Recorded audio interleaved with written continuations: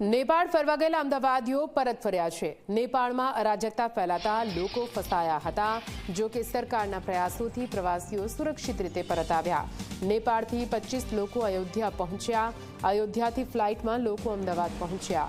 પ્રવાસીઓ હેમખેમ પરત આવતા પરિવારજનોના આંખમાં અશ્રુ જોવા મળ્યા।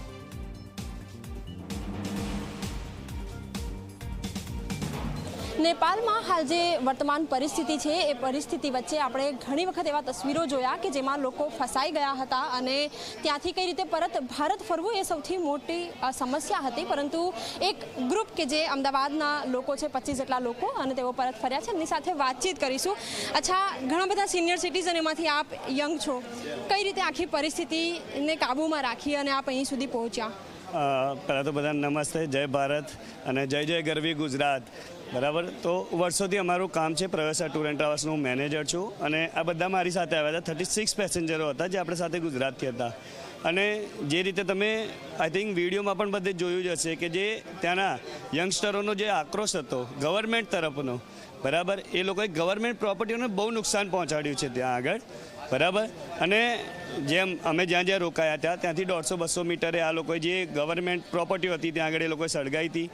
અને એક સારા સંબંધો જે વર્ષોથી અમારા ટૂરના લીધે બધે બંધાયેલા હતા એના કારણે અમને કંઈ તકલીફ નથી પડી અને અમે લોકો સહજતાથી બધેથી એ નીકળી શક્યા। ઇન્ડિયન આર્મીનો પણ ખૂબ ખૂબ ધન્યવાદ કે અમારને સારી રીતે એક મેસેજ પણ આપી દીધો હતો કે રાજુભાઈ તમે આ રીતે આવી રહ્યા છો તો આ રસ્તેથી આવજો, અને બધી રીતનો સપોર્ટ, બરાબર। ભારત તરફથી પણ અમને એમ્બેસીમાંથી પણ અમને 2-3 નંબર આપી દીધા હતા કે તમે આ રીતે નીકળી રહ્યા છો અને તમને કોઈ પ્રશ્ન નડે તો આ નંબર ઉપર ફોન કરજો। અને ભગવાનની દયા કે બધા અમે સહી સલામત પાછા આવ્યા છે। અચ્છા, ક્યારે આપ ગયા હતા અને આપ તો જ્યારે અહીં એરપોર્ટ પહોંચ્યા ત્યારે ભાવુક થઈ ગયા, શું કહેશો?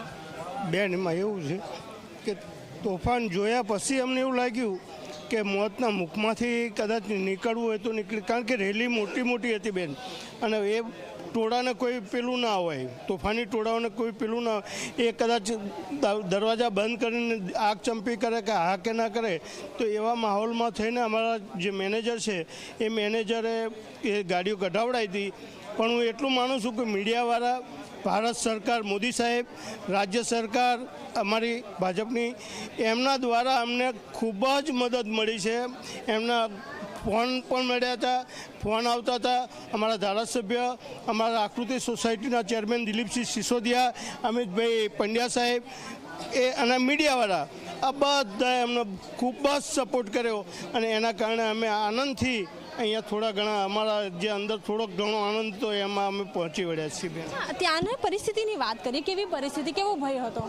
બેન, એની વાત કરીએ તો અમે જે હોટલમાં રોકાયા હતા, હોટલથી 100 મીટર જ કે જ્યાં આગળ ભયંકર સળગતું હતું અને ભયંકર સળગતાની અંદર અમે બહાર ઊભા હતા। અહીંયા દરવાજો અમારો લોક કરી દીધો હતો અને જે રખ્યા હતી અમારા ઉપર ઉડીને આવતી હતી। એટલે મને અમારા ત્યાં ટૂરવાળા ગિરીશભાઈ છે, પછી અમારા રાજુભાઈ છે, રાજુભાઈ કીધું મહેશભાઈ જુઓ ખરા, નકરી રખ્યા ઉડીને આવે છે। પછી અમે ત્યાં જોવા જઈએ, રખ્યા નકરી ઉડીને આવતી હતી અમારા ઉપર અને બધું ભયંકર સળગતું હતું બેન। બિલકુલ, હાલ આપ દ્રશ્યો જોઈ રહ્યા છો। આ દ્રશ્યો એક તરફ આપણી માટે ખુશીના પણ દ્રશ્યો છે કે જ્યારે તમામ જે લોકો છે હેમખેમ પરંતુ સુરક્ષિત રીતે ભારત પાછા ફર્યા, અમદાવાદ પાછા ફર્યા, અને એ પરિસ્થિતિ વચ્ચે આજે તમામ જે લોકો છે તેમનામાં પણ તેના ચહેરા ઉપર પણ ખુશીનો માહોલ છે અને સાથે જ તેઓ જ્યારે પરત ફરી રહ્યા છે તેમના પરિવારજનોમાં પણ સંતોષ જોવા મળી રહ્યો છે। કેમેરામેન ઉમેશ પરમાર સાથે સપના શર્મા, ઝી 24 કલાક, અમદાવાદ।